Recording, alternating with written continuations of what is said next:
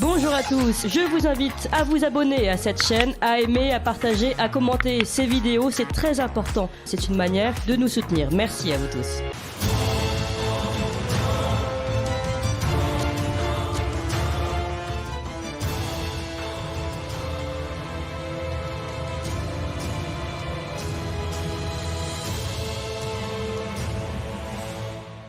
Alors depuis quelques années, le phénomène trans s'invite dans le débat public. Alors débat autour de la mention du sexe ou du genre sur les cartes d'identité, remboursement par la sécurité sociale des médicaments et opérations de transition, les enfants peuvent-ils choisir leur sexe, les personnes trans peuvent-ils participer aux concours sportifs de leur nouveau genre. Alors le mensuel Élément a décidé d'en faire sa une, le phénomène trans, le grand dérèglement. Et pour en parler, nous sommes avec des journalistes d'Élément ce matin. Nous sommes avec François Bousquet. Bonjour François Bousquet. Bonjour Corentin, bonjour Valentin, bonjour tout le monde. Alors vous nous connaissez, vous êtes rédacteur en chef de la revue Léman, directeur de la Nouvelle Librairie, puis chroniqueur sur Ligne Droite. On vous retrouve tous les mercredis à 8h20. Nous sommes avec Pascal Esséric. Bonjour Pascal Esséric. Bonjour. Vous êtes directeur de la rédaction d'Éléments. Et nous sommes avec David Lépée. Bonjour David Lépée. Bonjour. Vous êtes rédacteur en chef de la revue Crisis, collaborateur régulier des revues Éléments et Front Populaire, et vous êtes éditeur du média en ligne Au fil de l'épée. Alors d'abord, je voulais revenir avec vous sur l'origine de ce mouvement trans. Vous le dites, François Bousquet, dans ce nouveau élément, les trans abolissent tout, la biologie, le principe de réalité, le principe de non-contradiction, pilier de la philosophie, la barrière des espèces, la différenciation sexuelle. On peut être tout et le contraire de tout, c'est-à-dire rien. Alors, est-ce que c'est ça la philosophie de base de ce phénomène trans ? Rien, sûrement, enfin, il n'en ferait pas l'aveu. Nonobstant les changements que je pointais et les contradictions inhérentes au phénomène trans, il n'y a pas de changement de sexe. Le sexe est un principe génétique, on reste homme à vie, on est homme, on meurt homme, on est femme, on meurt femme. Mais de fait, oui, depuis 10 ans, il y a un emballement. Il y a 10 ans, rappelez-vous, les trans étaient encore aux marges de la société, il y avait des drag queens, il y avait des folles, ça je remonte même un peu plus en arrière, 20 ans, 30 ans, bref, il y avait tous les éléments qui participent à l'esprit de la fête, en particulier de la fête homosexuelle, mais jamais les trans ne s'étaient à ce point-là invités dans l'espace public, n'avaient à ce point-là colonisé l'espace public. On s'interroge assez souvent sur le phénomène d'accélération de l'histoire, mais assez peu sur le phénomène d'accélération du changement des mœurs. Et en 10 ans, il y a eu un changement des mœurs assez phénoménal. Et les trans se sont invités au cœur de l'agenda politique, pas seulement biologique, pas seulement culturel, mais politique. Et c'est devenu un phénomène de société à telle enseigne que nous avons appelé le dossier le grand dérèglement, faisant écho au grand remplacement de Renaud Camus. Le grand remplacement, c'est ce qu'on appelle un chrononyme. Un chrononyme, c'est comme la Belle Époque, l'Âge d'Or, etc. Eh bien, le grand dérèglement, qui est d'abord un grand dérèglement hormonal, mais pas seulement. Je parlais des mœurs, un grand dérèglement moral, et aujourd'hui une des définitions possibles, parmi d'autres, le grand remplacement, etc., de l'époque. Donc on a souhaité s'intéresser au phénomène trans à partir d'un livre qui vient de paraître, d'un philosophe qu'on suit depuis à Éléments, depuis 15 ans, qui est Dany Robert Dufour, qui a beaucoup travaillé sur les racines religieuses. Mais pas seulement, mais aussi religieuses, mais les racines aussi littéraires du capitalisme, qui a fait une généalogie du capitalisme. Un de ses livres a un titre phénoménal, c'est au lieu d'aimer son prochain, que le 11e commandement évangélique, eh bien, il dit que le commandement évangélique de notre époque, c'est baise de ton prochain. Et il vient de sortir au Cherche Midi un livre qui s'appelle Le phénomène trans, qui est un livre assez drôle, qui va au fond des choses, et ça a servi de pivot à la constitution, à la construction de notre dossier consacré au phénomène du transsexualisme. Et justement, on verra le lien entre capitalisme et transsexualisme par rapport à ce livre de Dany Robert Dufour. Je voulais revenir avec vous, David Lépée, justement, sur l'idéologie de genre et l'idéologie transsexualiste, qui est évidemment aussi comme le mouvement LGBT, même si on y reviendra tout à l'heure, où il y a des conflits dans la communauté même LGBT, qui est toujours cette dichotomie oppressé-oppresseur, et qu'il faut détruire donc le père, l'homme, le mâle blanc hétérosexuel.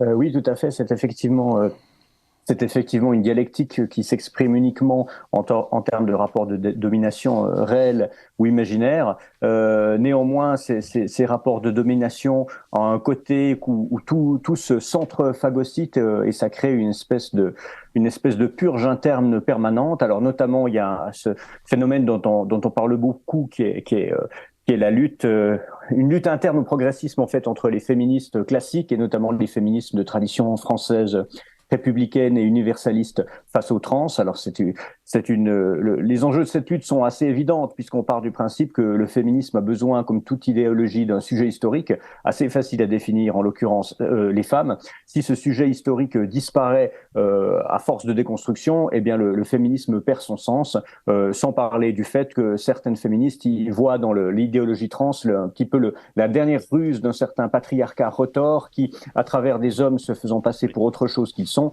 cherche encore à gratter des prérogatives. Et il faut reconnaître que cette interprétation n'est pas dénuée de fondement. Par ailleurs, de manière un petit peu plus profonde et moins visible, il y a une autre contradiction qui se fait jour au sein de la déconstruction entre cette nouvelle vague trans et la vague précédente qui était la vague présente depuis une bonne dizaine d'années, mais philosophiquement depuis un peu plus longtemps, qui est celle de ce qu'on appelait la théorie du genre, le gender fluid, c'est-à-dire le fait, l'imaginaire au pouvoir, quelque part, le fait de pouvoir se définir comme étant à peu près ce qu'on veut. Et c'était cette époque où on dit au petit garçon, tu as le droit de porter une robe et de jouer à être une princesse. Désormais, on lui dit non, si tu veux jouer à être une princesse, va jusqu'au bout de ta démarche et passe par la case bistouri. Donc il y a un retour de l'essentialisme, mais pas du naturalisme, de l'essentialisme dans la mesure où il s'agit plus du tout d'imaginer un changement, mais de le faire advenir par la chirurgie, tout en continuant de déclarer la guerre à la nature, mais cette fois de manière beaucoup plus radicale. Justement, oui, on est passé du transgenrisme, enfin en tout cas le transgenrisme perd petit à petit du terrain au profit du transsexualisme. On verra la différence entre ces deux termes. Mais alors, il y a vraiment quelque chose que j'ai découvert dans ce journal d'éléments, c'est que au sein même de la communauté LGBT, c'est pas tout rose. Hein. Évidemment, entre les L, les B, les G et les T, il y a des frictions, parce qu'on pourrait voir comme ça que c'est, entre guillemets, que c'est un ennemi commun et que finalement, ils partagent tous les mêmes convictions. Et ce qu'on apprend, notamment avec Marie-Jo Bonnet, qui faisait partie qui existe toujours, les Gouines Rouges. Est-ce que ça existe toujours parce qu'elle est série? Non, ça c'est un peu limité. Oui. Et voilà, le phénomène, ce que vous l'avez expliqué, François Bousquet, donc le phénomène trans était marginal au début des années 70, même au sein du mouvement LGBT. Et aujourd'hui, ce que condamne Marie-Jo Bonnet, c'est qu'aujourd'hui, ça a pris la place, entre guillemets, des L et des G. Alors, ce que Marie-Jo Bonnet, pour la situer, c'est donc une ancienne du MLF et la fondatrice des Gouines Rouges. Depuis une vingtaine d'années, elle fait une carrière d'historienne assez intéressante. Et ce qu'elle constate, c'est effectivement que dans l'ensemble de ce mouvement, les gays hommes prennent le pouvoir. Et donc c'est en ce sens que elle dit qu'il n'y a plus il ne reste plus que les G et les T finalement, que le L, donc pour lesbiennes, sont exclus du mouvement, et que tout le reste, vous savez, LGBTQI plus. Oui. Voilà, que tout ce mouvement, en réalité, donc pour les asexuels, transsexuels, ont pris le pouvoir, et que sur le mouvement, et donc ont exclu les lesbiennes. Et en réalité, c'est ce qu'elle pointe du doigt, puisque de son point de vue, et elle en a fait un livre là avec une gynécologue. Donc son livre, c'est Quand les filles deviennent des garçons. Elle l'a fait avec la gynécologue Nicole Attea. Elle est allée à la rencontre des transitionneuses, c'est-à-dire elle a recueilli le témoignage de ces filles qui regrettent leur changement de sexe. Pourquoi ? Parce que en réalité, c'est un phénomène qui touche la transition. C'est un phénomène qui touche plus particulièrement les filles. Et donc, elle analyse ça comme et c'est là où ça devient, je trouve intéressant. Elle analyse ça comme une en réalité un mal-être féminin dans la société, qui est pris en charge par les chirurgiens, par l'ensemble du biopouvoir, ce qu'on appelle le biopouvoir, des techniciens, pour faire advenir en fait, la transition. Voilà. Oui, c'est ça. C'est-à-dire que, et aussi aujourd'hui, donc David Lépée, justement, je voulais revenir là-dessus, c'est-à-dire que dans le mouvement LGBT, c'est-à-dire les femmes sont à la fois des femmes, donc luttent pour avoir des droits en tant que femmes et aussi en tant qu'homosexuels, alors que ce qu'on reproche aux hommes, c'est qu'ils n'ont pas à se battre d'être des hommes. Ils doivent se battre seulement en tant qu'homosexuels, et donc la cause des femmes dans le mouvement LGBT est de moins en moins représentée. Il y a une espèce de hiérarchie, effectivement, des privilèges, c'est tout le principe un petit peu paradoxal de ce qu'on appelle l'intersectionnalité, c'est-à-dire jadis, dans d'autres cadres politiques, on parlait de convergence des luttes. Il s'agit un petit peu de ça, mais ces luttes sont motivées justement par des ressentis d'oppression, sans doute d'ailleurs souvent plus que des oppressions elles-mêmes.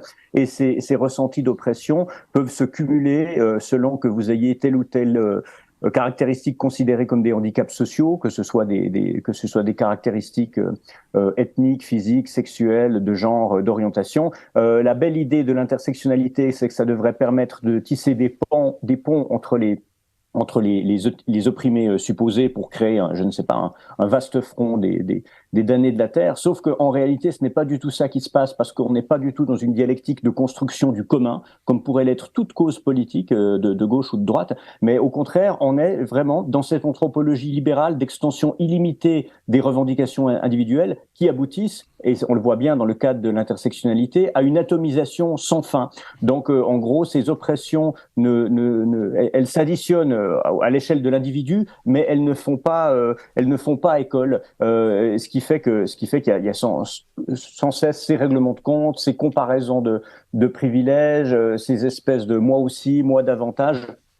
Et c'est tout le problème, c'est que ça n'aboutira à rien politiquement, dans la mesure où on ne peut pas. On fait souvent des comparaisons avec des révolutions passées, comme la révolution culturelle chinoise, dont il y a beaucoup de caractéristiques similaires, notamment la culture de l'autocritique publique,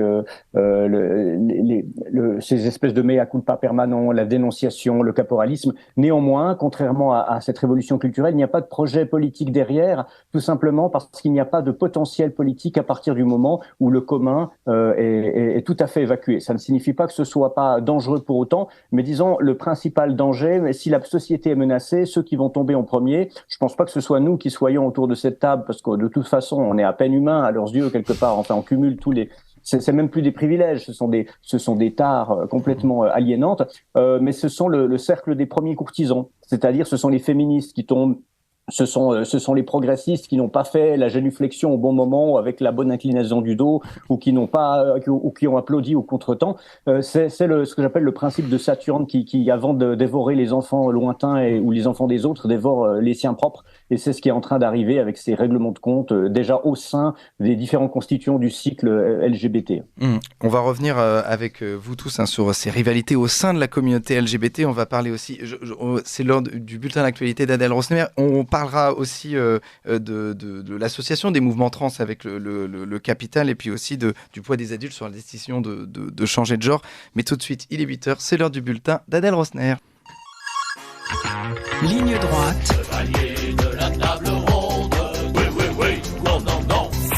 La table ronde. Alors, David Lépée, vous nous parliez de l'atomisation de plus en plus atomisée entre les L, les G, les B, les T, les Q, les plus, etc.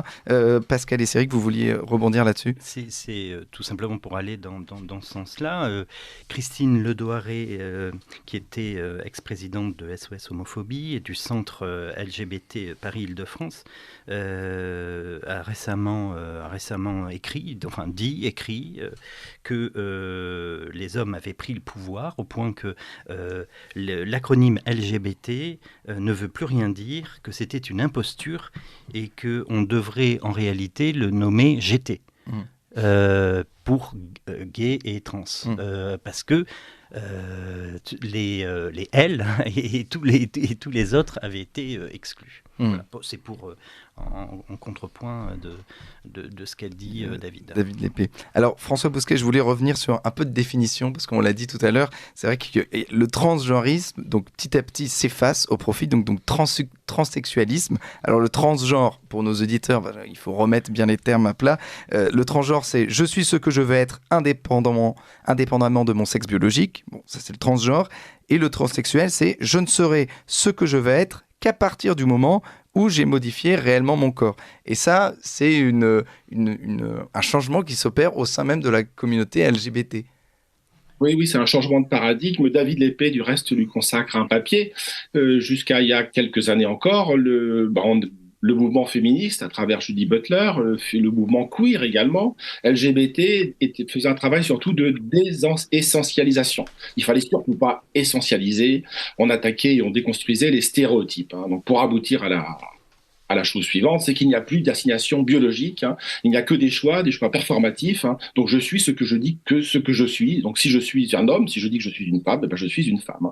Et bien aujourd'hui, on revient aux stéréotypes les plus caricaturaux, la preuve par les trans, la preuve par ceux qui transitionnent, puisqu'ils adoptent les stéréotypes les plus singuliers de la féminité, en la surjouant quand on passe du côté masculin au côté féminin, et réciproquement et vice-versa, à l'inverse, quand on passe de féminin, de femme à garçon. Oui, donc il y a eu un changement de paradigme qui est assez prononcé. Vous évoquiez également la question du capital, on va sûrement y revenir. Moi, ce qui me frappe dans ce phénomène, c'est que c'est quand même un phénomène au long cours de la déconstruction, et on arrive au terme de ce que Foucault appelait la propriété de soi, puisque pour Foucault et pour beaucoup de déconstructeurs, le capitalisme, en tout cas le libéralisme, sinon l'ultralibéralisme, eh bien son terme ultime, c'était la propriété du corps, de son corps. C'est mon corps m'appartient, le corps des féministes. Les femmes disaient mon corps m'appartient. Non, votre corps ne vous appartient pas. Le corps appartient aussi à la société. Il y a un phénomène d'intersubjectivité qui est totalement nié. Et cette idée que mon corps m'appartient, en réalité, il ne m'appartient que pour être détruit, parce qu'on n'insiste jamais assez sur ce qu'est le transsexualisme. C'est-à-dire non seulement c'est un dérèglement hormonal, mais c'est aussi un dérèglement chirurgical, avec ablation des seins, avec castration, avec pose de zizi en plastique, de vagin en plastique, la vaginoplastie, la phalloplastie. Donc c'est avant tout d'abord une opération de destruction des corps. Et je crois que là, il faut s'intéresser à cette personne centrale qui est Michel Foucault. Il y a chez Michel Foucault un fond gnostique. Il y a chez Michel Foucault et chez les déconstructeurs une hostilité pour le corps. Il y a chez les déconstructeurs et les trans une hostilité pour le désir et pour le plaisir. Parce qu'un homme qui devient femme ne jouit plus. Il ne jouit plus. Une femme qui devient homme ne jouit plus. Donc on renonce également au principe de plaisir, au nom d'un caprice qui est celui des poupées. Donc ça nous interroge vraiment sur ce basculement vers, parce que c'est aussi un des termes de cette propriété de soi, vers le transhumanisme, qui est aussi un sujet qu'on ne fait qu'esquisser, puisqu'on peut considérer que les trans sont un peu l'avant-garde du transhumanisme. Donc ça nous interroge également sur la définition de l'homme. Qu'est-ce qu'un homme ? Est-ce qu'il reste encore de l'homme dans le trans ? Freud disait qu'il y a eu 3 grandes blessures narcissiques. La blessure de l'héliocentrisme, le soleil ne tourne pas autour de nous, de notre nombril. Première grande blessure. L'autre grande blessure, c'est Darwin, c'est que l'homme est un mammifère parmi d'autres. L'autre grande blessure que pointait Freud, alors c'est joué à domicile pour ainsi dire, c'est que nous abritons tous un inconscient que nous ne contrôlons pas. Mais peut-être qu'il y a une 4e blessure narcissique qui est beaucoup plus lourde. C'est que peut-être que l'homme, c'est en tout cas le vœu des trans, c'est le vœu de la Silicon Valley, de cette siliconisation du monde, peut-être que l'homme n'est que pure contingence dans l'univers. Peut-être que l'homme pourra être remplacé demain par quelque chose d'autre, moitié cyborg, que sais-je. Ce qui me fait dire, c'est que la thèse, l'antithèse qui aboutissait à la synthèse hegelienne, faut la revoir de fond en comble. On a la thèse aujourd'hui, on a l'antithèse, mais la synthèse, c'est la prothèse. Peut-être que demain, le monde qui s'offre à nous, ce sera un monde de pure prothèse. Tout notre dossier trans pose les enjeux qui débordent, qui font exploser cette question. Et justement, on reviendra là-dessus, hein, sur le transhumanisme comme stade ultime, finalement, le prochain stade après le transsexualisme. Alors, je voulais, dans cet élément, dans ce journal élément, le phénomène trans, le grand dérèglement, vous revenez donc sur les rivalités au sein du mouvement LGBT. On l'a vu, donc, il y a le phénomène lesbienne est dépassé. On a vu qu'il y avait donc le transgenrisme qui est passé au transsexualisme. Et puis, il y a aussi des féministes qui deviennent finalement de plus en plus réac face au phénomène trans. Vous parlez notamment de Dora Muto et Marguerite Cern qui, pour elles, être une femme est une réalité biologique. Alors ça paraît évident, mais alors pour elles deviennent Pascal et Céric, donc des nouvelles réac. Alors, sur cette question-là, je sais que David Lépée a beaucoup travaillé. Dora Muto et Marguerite Stern, il a beaucoup travaillé sur ces deux figures. Alors, allez-y, David Lépée. Je pense que l'une des deux aura bientôt une révélation à faire à ce propos que je ne vais pas spoiler. J'ai promis de rien dire. Non, alors, sans parler de cas de gens en particulier, c'est pas du tout la question. Mais oui, c'est le sujet dont nous avons parlé avant. C'est que c'est cette division interne du camp progressiste. Il n'y a pas vraiment grand-chose de nouveau, mais il est intéressant de voir que justement les courtisans du premier cercle étant ceux qui tombent en premier sous les coups de ces purges, ce sont ceux aussi qui s'insurgent en premier, surtout quand ils disposent encore de quelques tribunes privilégiées, et là j'utilise privilégiées au vrai sens du terme, dont nous peut-être ne disposons pas. Alors évidemment, ça peut créer des conjonctions intéressantes et inédites, mais évidemment la question n'est pas tant de savoir qu'est-ce qui relève du progrès ou qu'est-ce qui n'en relève pas. Aujourd'hui, les grandes lignes de fracture, de clivage sont ailleurs.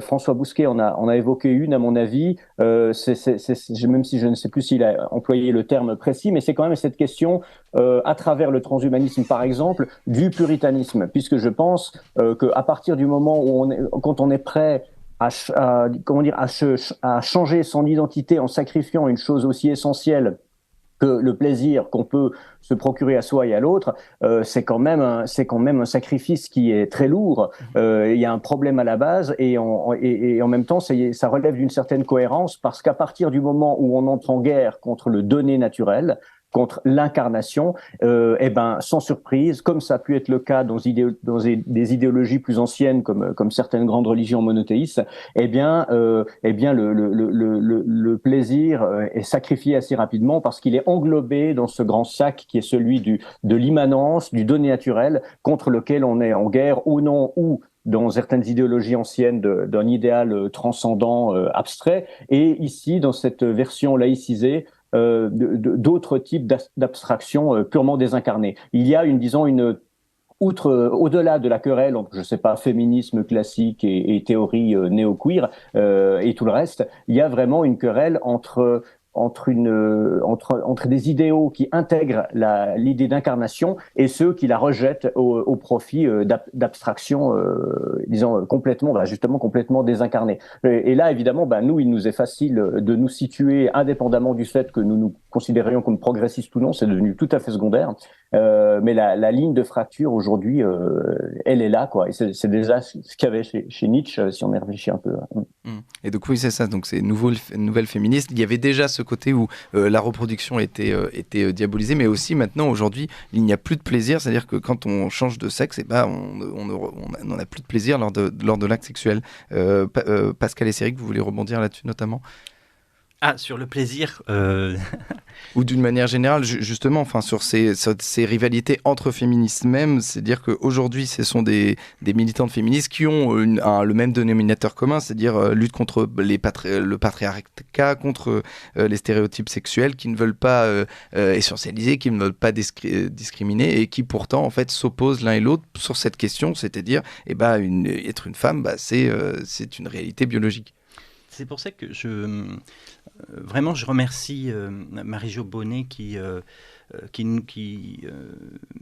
nous a servi un petit peu de fil conducteur, en tout cas pour le reportage de Daoud Bourzala dans ses méandres, dans le reportage qu'il consacre et qui est très pour tout dire, qui est très drôle en réalité.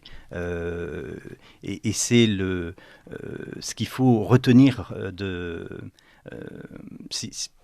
pour vous parler un petit peu des coulisses. On a pris beaucoup de plaisir, on s'est marré à faire ce dossier parce que à le lire, parce que c'est tout un monde, et c'est toute une construction. Exactement, avec ce bal des folles, avec d'un côté les hermaphrodites, des trans qui poursuivent, tout ce bouillonnement qui semble... cette diversité des revendications. Non, mais qui est... oui, c'est un bouillonnement totalement délirant, et dans lequel il faut remettre un petit peu de rationalité, essayer de voir qui est quoi, qui fait quoi, etc. C'est la raison pour laquelle Dany Robert Dufour, dans son entretien, dit que, avec beaucoup de justesse, qu'il faut réintroduire de l'humour là-dedans.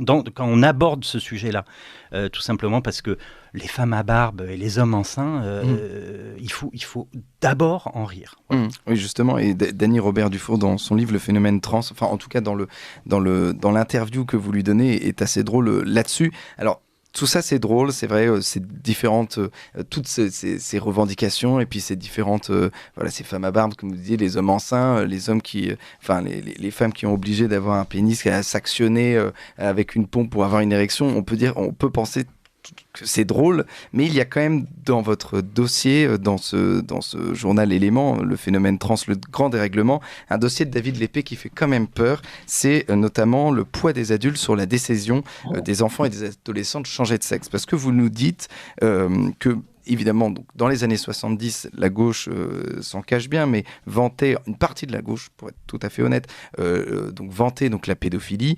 Aujourd'hui, une partie de la gauche chante les bienfaits pour un enfant s'il se sent homme ou femme, alors qu'il est femme ou homme, de changer de sexe. Et ça, vous nous dites que... comme aujourd'hui avec les années 70, on se rendra compte plus tard de l'affront et puis de la violence qu'on a fait subir à ces enfants à ce moment-là. On risque effectivement de se retrouver confronté au même problème avec le même décalage historique, parce que ce qu'on remarque souvent dans les polémiques fréquentes qui reviennent sur la pédophilie, notamment concernant certaines personnalités, je ne sais pas, que ce soit les affaires Polanski, Matzneff et compagnie, on voit toujours ce discours un peu emprunté qui, tout en condamnant, atténue en partie la condamnation en parlant de décalage diachronique, en sous-entendant que dans les années, je ne sais pas, 70 voire 80, il y aurait eu une tolérance plus grande, ce qui n'est pas tout à fait vrai, parce que c'est moins un problème de décalage chronologique que de décalage de caste ou de milieu. Mais bon, néanmoins, c'est vrai que si disons, la sensibilité populaire n'a pas tellement évolué, celle de certains milieux s'est retournée à partir d'une certaine prise de conscience plus ou moins sincère. Bon, voilà, ce qui est fait est fait. L'ennui, c'est qu'on est en train de reproduire les mêmes schémas avec quelque chose qui me paraît, sans vouloir être provocateur, encore plus grave, parce que si je veux absolument pas atténuer, disons, la violence ou l'obscénité de ce que peut être un abus sexuel sur mineur, disons, voilà, c'est un tout d'un coup un acte précis, ponctuel, qui génère ou qui peut générer du moins un trauma. Voilà. Là, on parle de quelque chose qui non seulement génère évidemment un trauma, mais dont il s'agit de porter les traces non seulement psychiques mais physiques à vie, puisqu'il s'agit d'un processus en réalité irréversible, contrairement à ce qu'on dit. Mais on voit que le problème de la détransition montre qu'il y a une certaine irréversibilité. Passer sur une table d'opération alors qu'on n'a pas l'âge de raison et devoir porter toute sa vie, disons, les conséquences de ce choix qui a été pris en réalité par d'autres, sous l'influence parentale ou sous l'influence idéologique de médecins, c'est extrêmement grave. Alors la moindre des choses, c'est qu'on soit non seulement aussi sévère qu'on l'est à l'égard de la pédophilie, mais plus encore, parce que là, à nouveau, comme il y a 40 ans ou 50 ans, eh bien l'indignation populaire, l'indignation des gens ordinaires face à ça, elle est intacte, mais on ne l'écoute pas. Elle est diabolisée, elle est associée à une forme de réaction parce que voilà, les médias dominants donnent le là, mais ces médias-là un jour devront passer devant un tribunal sous l'accusation de crimes contre l'enfance, au même titre que les idéologues qui les ont soutenus, que les médecins qui s'y sont livrés, et peut-être pire encore, que les politiques et les législateurs qui ont rendu ça possible.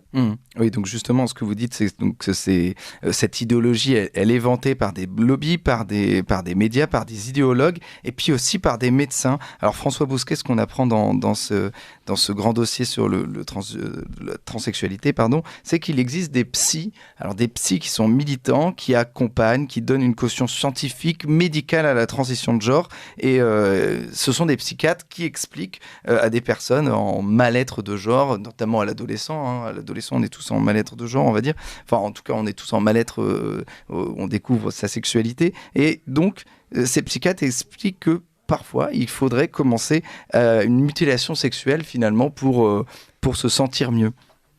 Il y a même des législations en Europe, pas la France, qui autorisent la transition à l'âge de 16 ans, c'est-à-dire la prise de shoots hormonaux, d'ores et déjà, avec un accompagnement psychologique ou psychiatrique. Mais je n'ose dire psychiatrique puisque je tomberai sous le coup de la loi. Cela étant dit, il y a quelques psys qui se sont révoltés, rebellés, contre en particulier au Canada, qui est un pays pionnier sur tous les sujets qui sont les nôtres, les trans, les woke, etc. Malheureusement, bien sûr, enfin malheureusement pour ainsi dire, ils ont été rayés du Conseil de l'ordre des médecins canadiens et des psys canadiens.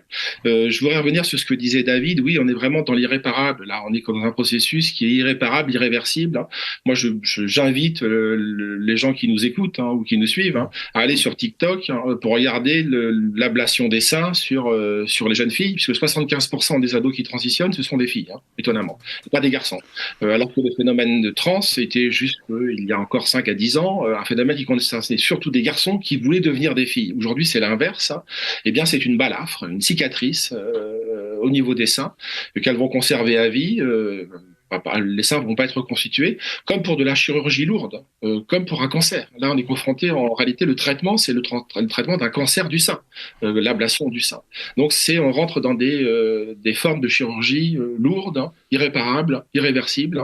Donc, la catastrophe qui s'annonce, c'est beaucoup de psys. Vous voyez, donc il y a également des psys qui nous alertent sur les dangers de la transition, nous disent depuis quelques années qu'on se prépare à un scandale beaucoup plus lourd que celui de la pédophilie dans les années 70. Donc mais parallèlement à ça, il y a aussi une économie, puisqu'on est au cœur logique du capital. Il y a aussi une économie, les cliniques. Il y a aussi une économie, le remboursement médical, c'est pris en charge. Il y a même eu récemment une affaire à Lyon, puisque pour transitionner, il faut néanmoins un suivi psychologique. Eh bien, il y a un trans qui n'a pas, dans le dossier de transition, n'a pas été validé par un psychologue, qui s'est retourné contre l'URSSAF à Lyon, qui a gagné son procès pour obtenir un remboursement de sa transition. Donc vous voyez un petit peu, on est vraiment chez les fous. Il faudrait, je pense que même si le sujet est sinistre, même si le sujet est tragique, je crois en effet, comme l'a dit Pascal Esséric, et comme l'a dit Dany Robert Dufour, il faut retrouver les accents d'un Molière pour épingler les précieuses, pour épingler les femmes savantes, pour épingler Trissotin, Diafoirus, Bélise et Philaminte, qui aujourd'hui veulent transitionner.